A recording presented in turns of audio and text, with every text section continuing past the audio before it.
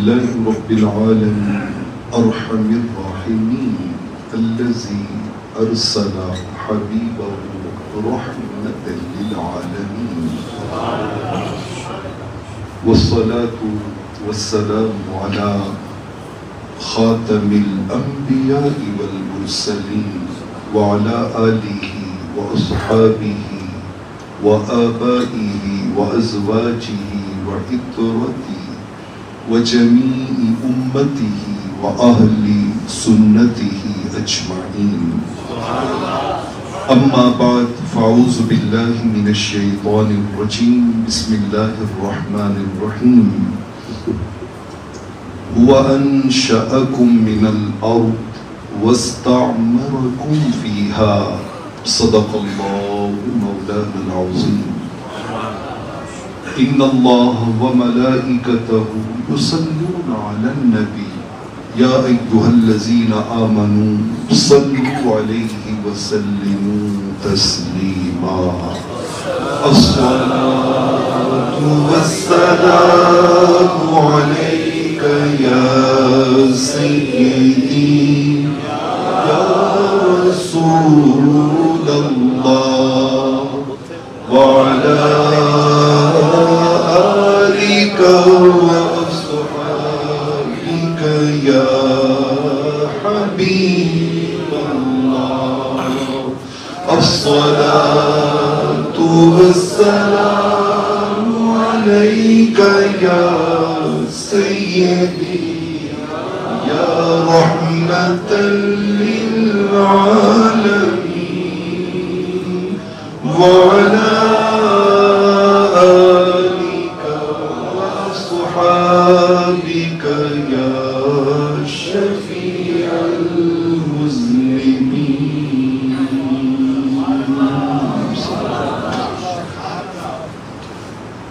خطبہ سے پہلے میں اندر بیٹھے دوستوں سے گزارش کروں گا کہ اگر آپ آپس میں تھوڑا نظم سے بیٹھیں گے تو باہر سے کچھ مزید دوست بھی ہمارے ساتھ اندر ماحول میں آ جائیں گے، کیونکہ باہر خاصا حبس ہے.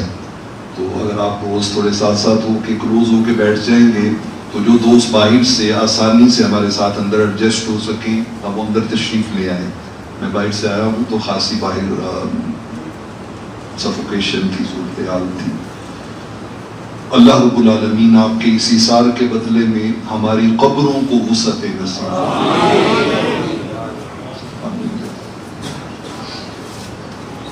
اللہ رب العالمین کا شکر ہے جس کی توفیق سے ہم اس کی بارگاہ رحمت میں حاضر ہیں. دعا ہے کہ رب کریم اپنے لطف و کرم و فضل و احسان سے ہمیں زندگی کے جملہ امور میں اپنی آخرت کو ترجیح دینے کی توفیق نصیب فرمائے. اگست کا مہینہ ہے، آزادی کے نغمات گونج رہے ہیں اور یہ ہماری سمجھ لیں کہ ذمہ داری سے غفلت ہے کہ ہم آنے والی نسل کو بتا ہی نہیں سکے کہ یہ آزادی ہمیں پلیٹ میں رکھ کے نہیں ملی. اس میں بلا مبالغہ لاکھوں شہیدوں کا خون شامل ہے. بعض اوقات خطابت میں لاکھوں کروڑوں کے لفظ استعمال ہوتے ہیں لیکن یہ گراؤنڈ ریئلٹی ہے. آپ تاریخ پڑھ کے دیکھو اور ابھی تو وہ بزرگ موجود ہیں کہ جنہوں نے اپنی آنکھوں کے سامنے 20-20, 30-30, 40-40 اپنے پیاروں کے کٹتے ہوئے گلے دیکھے ہیں، بہتے ہوئے خون دیکھے ہیں، سکھوں کی کرپانوں پہ اچھلتے ہوئے دودھ پیتے بچوں کے چھلنی ہوتے جگر دیکھے. تو میں نے چاہا کہ اس مناسبت سے آج کچھ کلام کروں آپ سے. یہ میری خوش نصیبی ہے، خوش بختی ہے کہ آج میرے سامعین میں اور حاضرین میں میرے لیے والد گرامی کا درجہ رکھنے والے میرے بڑے برادر مکرم جو جاپان میں ایسیساکی اسلامک سینٹر کے ڈائریکٹر ہیں اور میں کئی بار حوالہ دے چکا ہوں کہ سینکڑوں لوگوں نے ان کے ہاتھ پہ کلمہ پڑھ کے اسلام قبول کیا. یہ اللہ کی توفیق سے ہے، یہ مالک کے کرم سے ہے. وہ سعادت دیتا ہے تو انسان کو یہ سعادت نصیب ہوتی ہے. وہ بھی موجود ہیں اور میری خواہش ہوگی کہ ہم ان سے بھی کچھ سنیں. تو آخر میں ان سے ریکویسٹ کروں گا، گزارش کروں گا. میں آپ کے سامنے آج جس موضوع پہ اظہار خیال کرنے کا ذہن بنا کے آیا ہوں وہ علامہ اقبال علیہ الرحمہ کی ایک مشہور نظم کا ایک مشہور مصرع ہے. بچے جوان بوڑھے بس یہ سمجھ لیں کہ اس کا مخاطب میں ہوں جس سے یہ ساری آج کی گفتگو ہو رہی ہے. علامہ اقبال علیہ الرحمہ نے کہا تھا ہر فرد ہے ملت کے مقدر کا ستارہ. کیا؟ ہر فرد ہے، وہ امیر ہو یا غریب ہو، عالم ہو یا جاہل ہو، منبر کے اوپر بیٹھا ہو یا منبر کے سامنے بیٹھا ہو، وہ طاقتور ہو یا کمزور ہو. اس کی مثال ایسے ہی ہے جیسے ایک بہت ہی سینسیٹیو میکانزم ہوتا ہے نا، مشین ہوتی ہے. اب اسی مشین میں ایک پارٹ لگا ہوا ہے جس کی قیمت 1,00,000 روپیہ ہے، اور اسی مشین میں ایک پارٹ لگا ہے جو 10 روپے کا ہے. لیکن جب وہ ورکنگ کرتی ہے تو جتنی اہمیت وہ 1,00,000 والے کی ہے اتنی اہمیت ہی 10 روپے والے کی. اگر وہ بیچ میں سے نکالیں گے تو یا تو مشین سٹاپ ہو جائے گی، اگر وہ کمپیوٹرائزڈ ہے اور اس کے سینسر لگے ہوئے ہیں تو وہی سٹاپ ہو جائے گی، یا پھر اس کی کارکردگی میں کیا آ جائے گا، فرق آ جائے گا. 100% کو اس کی پرفارمنس نہیں رہے گی. اللہ رب العالمین نے بھی انسانیت کے اس بڑے میکانزم میں، اس بڑی مشین میں جس کو جس حیثیت میں ہی بھی رکھا ہے اس کی اہمیت کسی طور بھی دوسرے سے کم نہیں. حضور داتا گنج بخش علی حجویری قدس سرہ العزیز، آپ کے وصال اور عرس پاک کا مہینہ بھی چل رہا ہے. آپ فرماتے ہیں کہ کشف المحجوب میں کہ جب میرے شیخ اور میرے پیر و مرشد ان کا وقت وصال قریب آیا نا تو میری خوش بختی کہ ان کا سر انور میری گود میں تھا. تو وہ مجھے نا آخری لمحات نزا میں انہوں نے ایک بات کی. انہوں نے کہا کہ میں تمہیں بیٹا ایک ایسی راز کی بات بتاتا ہوں جس کو یہ سمجھ آ جائے نا اس کے لیے دنیا بھی کامیاب ہے، آخرت بھی کامیاب ہے.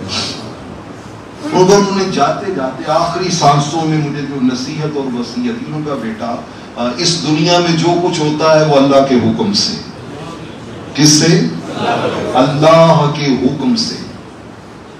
اچھا اس کی پھر آگے تشریح موجود ہے. اللہ کا حکم کہہ کے ہم اپنی ذمہ داری معاذ اللہ کے کھاتے میں نہیں ڈال سکتے. کہ ہم دیکھیں نا زلزلہ جاپان میں بھی آتا ہے اور یہاں سے شدید تر آتا ہے، لیکن وہاں پہ اسی درجے کے زلزلے میں ایک بندے کی بھی ڈیتھ نہیں ہوتی، اور وہی زلزلہ اسی درجے کا ہمارے علاقوں میں آتا ہے تو سینکڑوں نہیں ہزاروں مر جاتے ہیں. تو اب وہاں بھی اللہ کا حکم ہے، یہاں بھی اللہ کا حکم ہے، لیکن وہاں پر اللہ کا حکم کا نتیجہ اور یہاں پہ اور اس میں یقیناً ہماری غفلت شامل ہے. اس میں جو ذمہ دار ہے وہ اللہ کی بارگاہ میں رسپانسیبل ہے، جواب دہ ہے. سیدنا فاروق اعظم رضی اللہ تعالیٰ عنہ نے ایسے ہی نہیں کہا تھا کہ میں ڈرتا ہوں قیامت والے دن رب ذوالجلال کہیں مجھ سے یہ بھی نہ پوچھ لے کہ وہ بصرہ کے ایک راستے پہ جاتے ہوئے گدھے کو ٹھوکر لگی تھی، تم نے رستہ ٹھیک بنوایا ہوتا تو ٹھوکر نہ لگتی. یہ سینس آف اکاؤنٹیبلٹی، احتساب اپنی ذات کا، کہ بندہ جو ہے وہ لَتُسْأَلُنَّ يَوْمَئِذٍ عَنِ النَّعِيمِ كُلُّكُمْ رَاعٍ وَكُلُّكُمْ مَسْئُولٌ عَنْ رَعِيَّتِهِ. ہر شخص سے اس کے بارے میں سوال ہونا ہے. تو وہ ایک الگ بحث ہے کہ ہر شے اللہ کے حکم سے ہوتی ہے، لیکن اس اللہ کے حکم کو جو اس کا نتیجہ بدل گیا ہے، جاپان میں اور ہے، پاکستان میں اور ہے، اس نتیجہ بدلنے کے جو ذمہ دار بنے ہیں وہ اللہ کی بارگاہ میں جواب دیں، وہ اللہ کی بارگاہ میں جواب دیں۔ لیکن میں ایک اور اینگل سے آپ کو سمجھانے لگا ہوں۔ حضور داتا گنج بخش کہتے ہیں کہ میرے پیر و مرشد فرمانے لگے کہ بیٹا اس دنیا میں جو کچھ ہوتا ہے وہ حکم الہی سے ہوتا ہے، جب کوئی کام ہو جائے نا تو پھر اس پہ شکوہ و شکایت کرنے کی بجائے اللہ کی رضا پہ سر تسلیم خم کر، یا اللہ جو تیری مرضی میں اسی پہ کیا ہوں، میں اسی پہ خوش ہوں، مطمئن ہوں۔ ہر فرد ہے ملت کے مقدر کا ستارہ۔ میں نے یہ کچھ تمہیدی کلمات آپ کے سامنے رکھی ہیں، لیکن میں اب آپ کو لے کے جانا چاہتا ہوں کہ یہ کیسے ہے، ہر فرد ہے ملت کے مقدر کا ستارہ، کہ ایک بندے کی کنٹریبیوشن سے کس طرح پھر آگے ہم، شیطان سب سے بڑا ہمارے اوپر حملہ یہی کرتا ہے کہ تیرے ایک دے بدل نال فرق کی پہنا، ساری دنیا رشوت دے رہی ہے، تو نہ دیتی کی فرق پہ جائے گا، ساری دنیا شادیاں دے اٹھتے ناچ گانا عیش و عیاشی میں لگی ہوئی ہے، تیرے ایک کے حالات فنکشن نہ کرنے سے کیا فرق پڑ جائے گا؟ پڑتا ہے فرق ایک کے بدلنے سے۔ میرے کریم آقا علیہ الصلوۃ والسلام کی سیرت نبوی اور اسوہ حسنہ کا راستہ یہی ہے۔ آپ نے پہلے دن سے اسلحہ نہیں خریدا، آرمی نہیں بنائی، حکومت قائم نہیں کی، آپ نے سنگل ہارٹ دل سے سٹارٹ لیا۔ آپ نے پہلے دن سے آغاز کس سے کیا؟ دل کو بدلنے سے۔ ایک کا بدلا، دو کا بدلا، تین کا بدلا، چار کا بدلا، آپ نے دلوں کو ٹارگٹ کیا اور دل بدلا۔ اچھا ایک ایک دل کو بدلا، میرے ذرا جملوں پہ غور کیجئے گا، جب دل بدلے تو پھر مکہ بدلا، جب مکہ بدلا تو پھر مدینہ بدلا، اور جب مدینہ بدلا تو پھر ساری دنیا کا ماحول بدلا۔ ایک دل سنورتا ہے تو خاندان سنورتا ہے، خاندان سنورتا ہے تو معاشرہ سنورتا ہے، معاشرہ سنورتا ہے تو پوری سلطنت کا ماحول سنورتا ہے، اور جب پوری سلطنت کا ماحول سنورتا ہے تو پھر رب عزت و عظمت کے تاج اس قوم کے سر پہ سجا دیتا ہے۔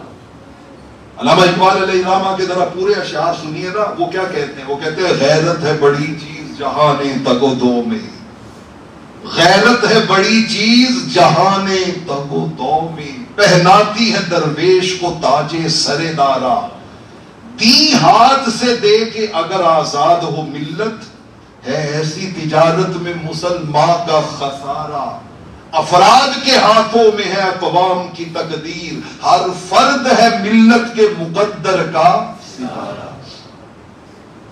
میں نے سورہ ہود کی آیت نمبر 61 پڑھی ہے، رب ذوالجلال نے ارشاد فرمایا ہوا انشأکم من الارض، اللہ ہے جس نے تمہیں زمین سے پیدا کیا ہے، واستعمرکم فیہا، اور اس نے اس زمین میں تمہیں آباد کیا۔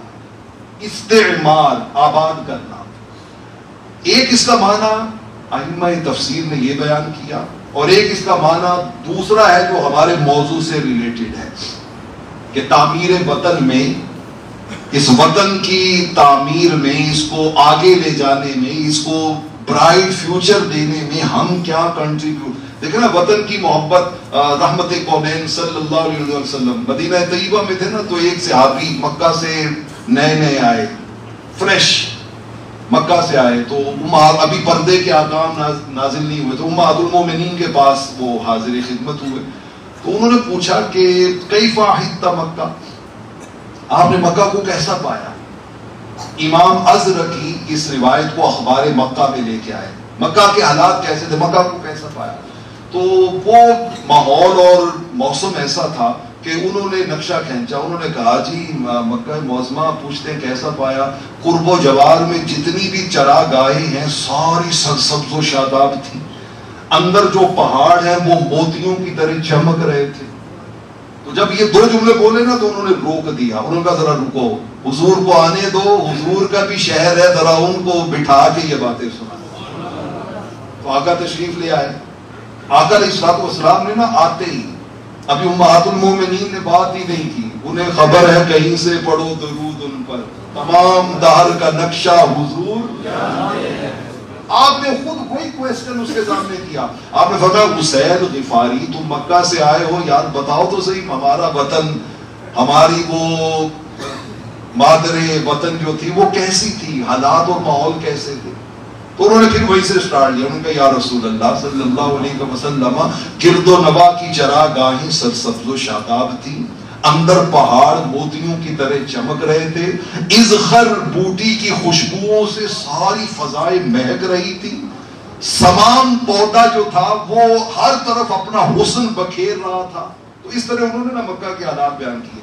अभी उन्होंने बस 3-4 जुमले कहे तो आका अलैहिस्सलातु वस्सलाम ने फरमाया हस्बुक, बस यार चुप कर जा, ला तुज़िन्ना, हमारे वतन की बातें सुना कि हमारे दिल रंजीदा ना कर, हमसे नहीं सुनी जा रही। ये मोहब्बत है, ये वतन से प्यार है, वतन से मोहब्बत है। तुम हमें वहां की बातें सुना रहे हो ना तो हमारे दिलों में रंज गम की कैफियत बढ़ रही है। फरमाया खामोश हो जाओ, ज्यादा ना सुनाओ। दा तकिरुल कुलूबा करारहा औ कमा काल, फरमाया खामोश हो जाओ, कहीं ऐसा ना हो कि हमारे दिल बेचैन और बेकरार हो जाए।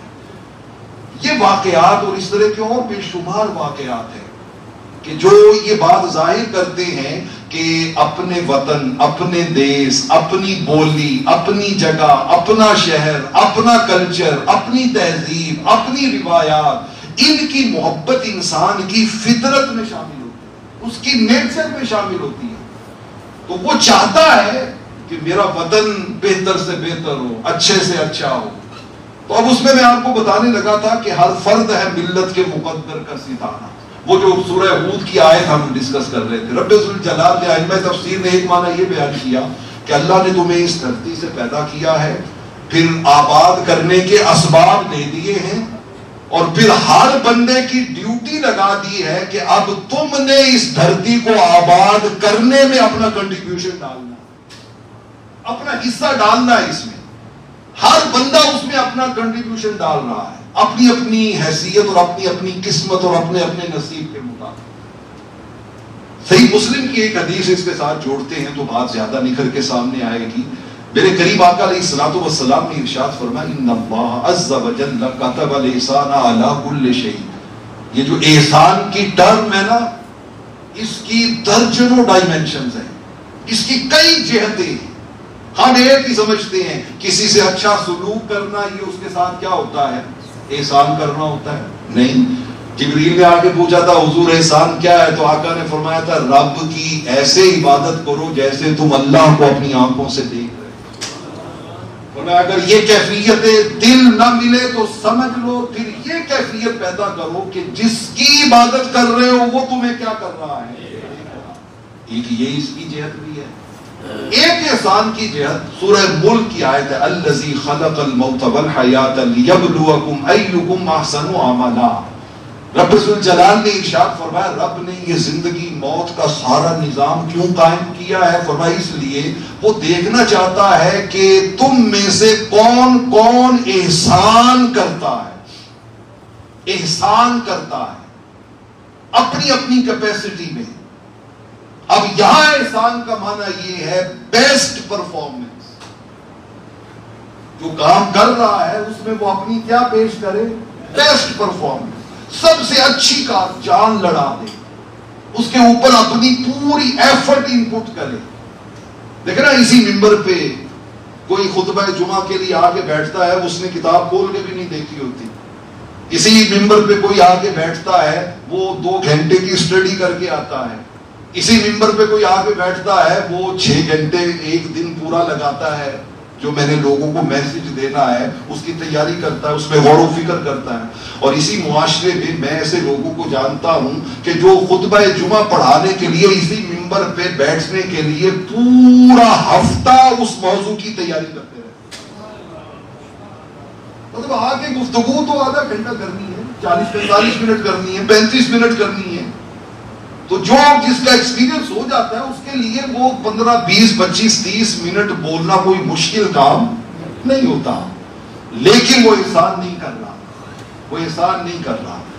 रब का मुतालबा ये है कि ऐ बंदे तेरी जितनी सलाहियत तुझे मिली है उसकी बेस्ट परफॉर्मेंस वो इनपुट करो, वो आके मुआशरे में कंट्रीब्यूट करो, وہ معاشرے میں اپنی ایفرٹ ڈالو.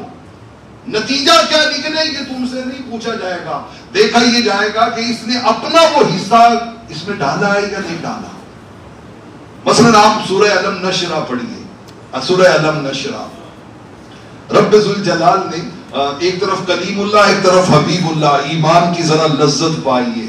کلیم اللہ ساری زندگی کہتے رہے مولا میرا سینہ کھول دے، میرا سینہ کھول دے، ربی شرح لی صدری، ربی شرح لی صدری، ربی شرح لی صدری. ساری زندگی کلیم اللہ یہ دعا مانگتے رہے. اور ادھر کیا ہوا؟ رب ذوالجلال کہتا ہے عالم نشرح لک صدرک، محبوب ذرا سینے امتحان کرو.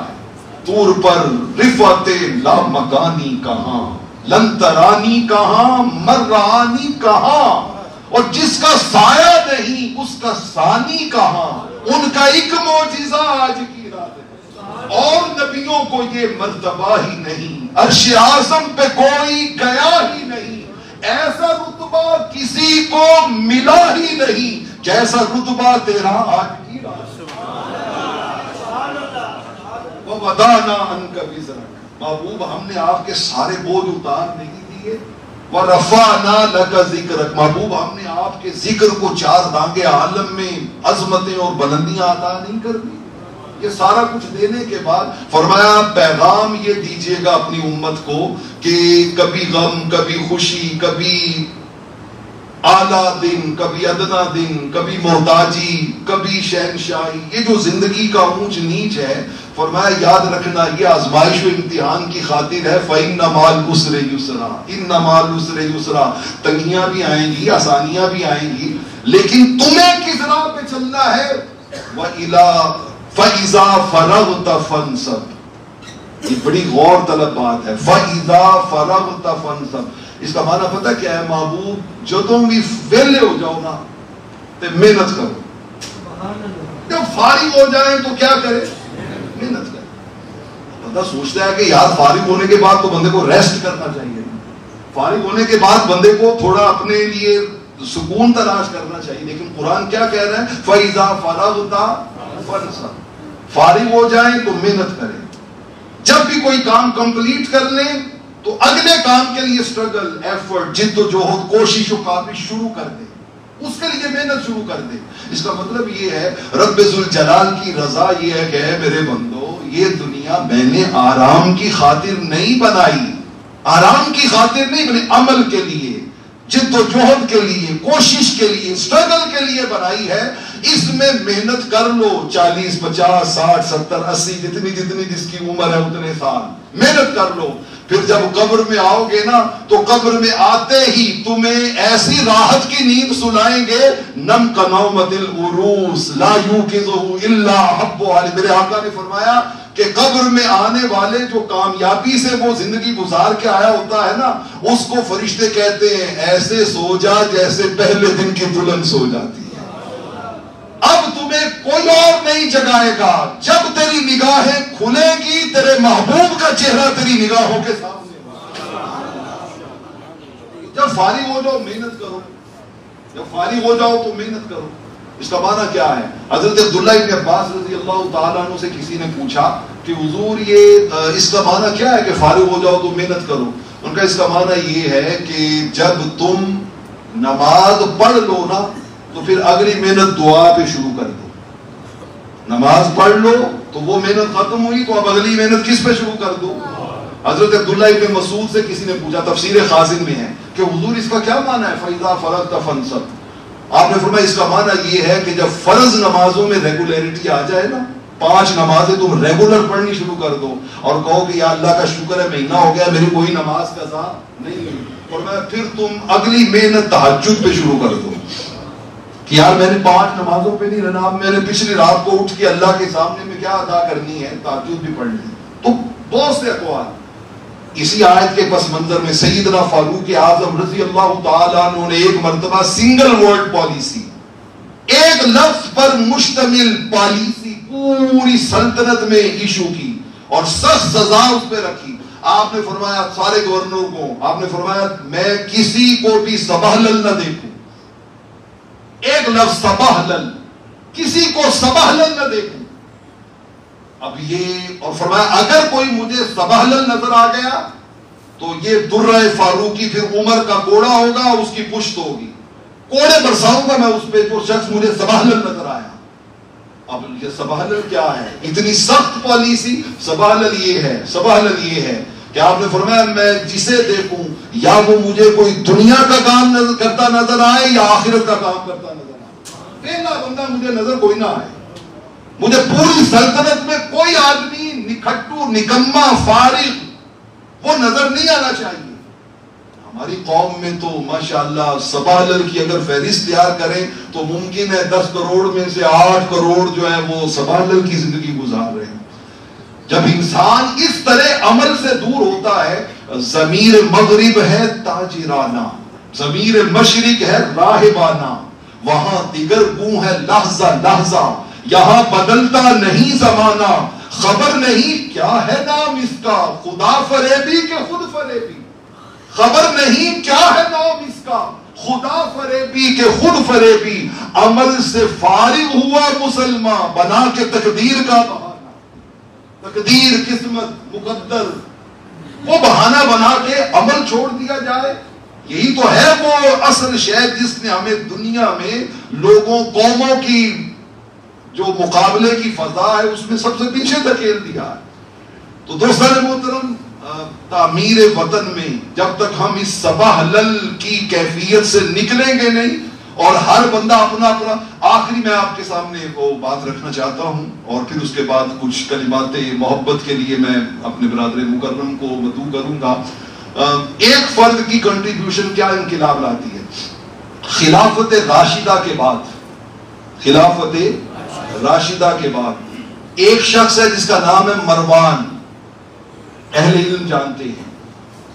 اسلام کو خلافت راشدہ کے بعد اور خلافت راشدہ کے دوران میں سب سے زیادہ جس بندے نے نقصان پہنچایا ہے نا وہ مروان ہے، مروان بن حکم۔ مطلب حضرت عثمان غنی کی شہادت ہو، مولائے کائنات حضرت علی شیر خدا کی شہادت ہو، امام علی مقام امام حسین کی شہادت ہو، پوری ہسٹری آپ اٹھا کے دیکھیے، یہ اتنا بدبخت ملعون شخص تھا کہ اس نے اسلام کی جڑ کاٹنے میں کوئی دقیقہ فروگزاشت نہیں کیا، بہت زیادہ اس نے لاس کیا۔ لیکن ہر فرد ہے ملت کے مقدر کا ستارہ، مدینہ طیبہ کی گلیاں، سیدنا فاروق اعظم کا گشت، ایک گھر کے اندر سے آتی ہوئی آواز۔ امام زمخشری اس روایت کو ربیع الاول کے امام ابن عساکر تاریخ دمشق میں لائے۔ اچانک آپ کے کانوں میں ایک آواز پڑتی ہے، ماں بچی سے کہہ رہی ہے بیٹا دودھ میں پانی ملاؤ، بیٹی کہتی ہے ماں فاروق اعظم نے منع کر رکھا ہے، ملاوٹ نہیں کرنی سزا ملے گی۔ ماں کہتی ہے بیٹا رات کے اس عجیب وقت میں عمر گھر سویا ہوگا، وہ کون سا میں دیکھ رہا ہے۔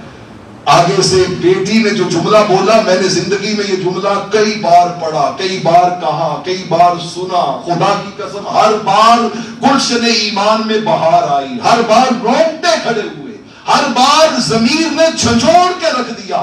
وہ بیٹی تڑپ کے کہتی ہے اماں کیسی بات کرتی ہو، ان کان عمر لا یرانا فرب عمر یرانا، عمر ہمیں نہیں دیکھ رہا تو کیا ہوا، عمر کا رب تو ہمیں دیکھ رہا ہے،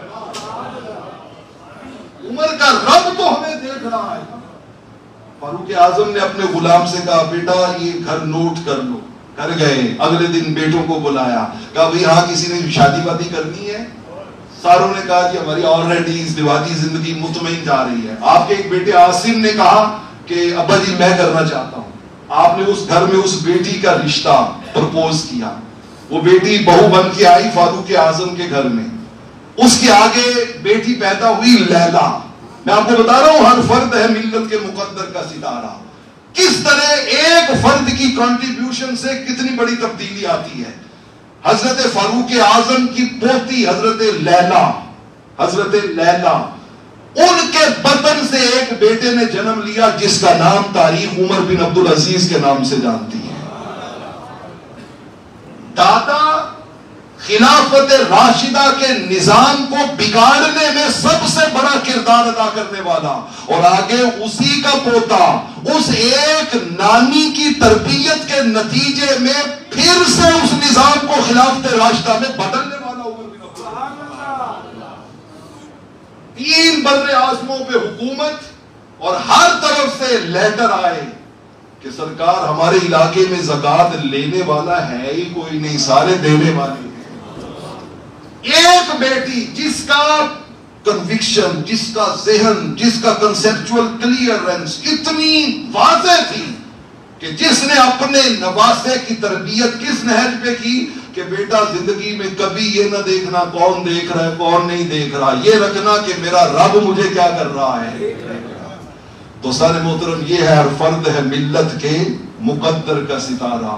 میں اس بات پہ بات ختم کرتا ہوں کہ ملتی نہیں ہے ناؤ تو درویش کی طرح، ملتی ناؤ کہتے ہیں کشتی کو، ملتی نہیں ہے ناؤ تو درویش کی طرح خود میں اتر کے پار اتر جانا چاہیے۔ پھر کشتی مت ڈھونڈیں، اپنے آپ کو کشتی بنا لیں، اپنے من میں ڈوب جائیں، پھر دیکھیے سراغ زندگی کس طرح آپ کی زندگی کو منور و روشن کرتا ہے۔ ہم ایک بدلیں گے تو گھر بدلیں گے، گھر بدلیں گے تو انشاءاللہ پھر معاشرہ بھی بدلے گا۔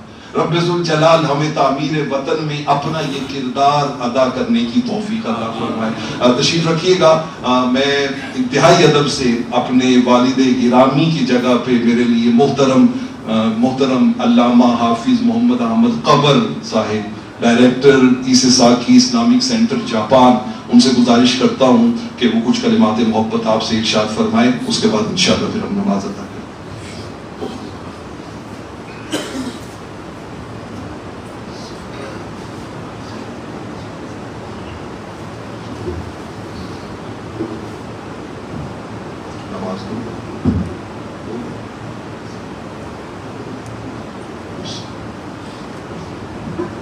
الحمدللہ وحدہ والصلاة والسلام علی من لا نبی بعدہ وعلی آلہ واصحابہ الذین عاہدوا وعہدہ، اما بعد فاعوذ باللہ من الشیطان الرجیم، بسم اللہ الرحمن الرحیم۔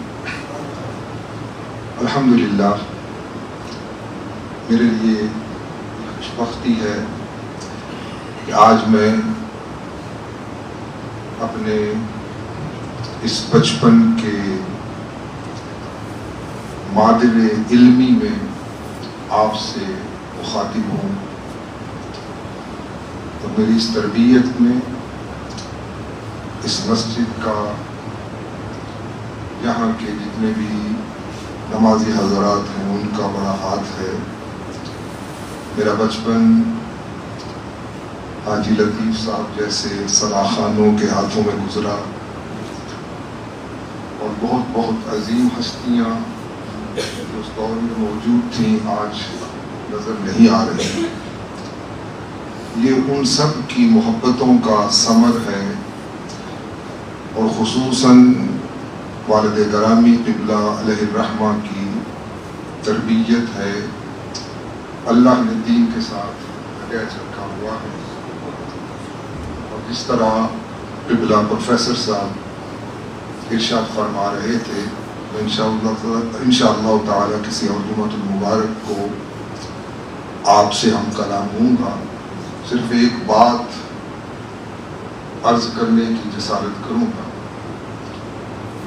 کہ ہر فرد ملت کے مقدر کا ستارہ اس وقت بنتا ہے جب وہ ہمارے دیے ہوئے دین، آقا علیہ السلام کے دیے ہوئے دین اور ہمارے اسلام کے اوپر پورا عمل پیرا نہیں۔ جاپان آپ سب جانتے ہیں کہ ترقی یافتہ ملکوں میں شامل ہے، اور ان ترقی اور ان کو اس عروج پر جہاں ان کی بہت سی نیکیوں نے پہنچایا ہے، وہیں پر ان کی سب سے بڑی نیکی جو ہے وہ وقت ہے۔ وقت، آپ شام 8 یا 9 بجتے ہیں تو پورا جاپان جو ہے وہ سو جاتا ہے، اور صبح جب تہجد کا ٹائم ہوتا ہے 4 بجے کا تو ساری قوم اٹھ جاتی ہے، چاہے بچے ہوں، بڑے ہوں، بوڑھے ہوں، عورتیں ہوں، مرد ہوں۔ آپ کو 4 ساڑھے 4 بجے ہر گھر میں روشنی ہوتی نظر آتی ہے، لوگ تیار ہو کر گھروں سے اپنے کاموں کی طرف رواں دواں ہو جاتے ہیں. مجھے تقریباً کم و بیش 29 سال ہو گئے وہاں پر. میں نے 29 سالوں میں میرے گھر کے قریب ہی جتنی دور یہ سمجھ لیں بچیوں کا سکول ہے, اتنی دور ریلوے اسٹیشن ہے. ان 29 سالوں میں 1 منٹ کے لیے بھی کوئی ٹرین لیٹ نہیں دیکھی. اتنے وہ وقت کے پابند ہیں. اور پابندی کے ساتھ ساتھ پھر وہاں پر جتنا بڑا حضرت سیدنا فاروق اعظم رضی اللہ تعالیٰ عنہ کا جس طرح ذکر فرما رہے تھے کہ جتنا بڑا جس کو عہدہ یا رتبہ ملتا چلا جاتا ہے اتنا ہی وہ اپنی قوم کا مطیع اور فرما بردار ہوتا چلا جاتا ہے.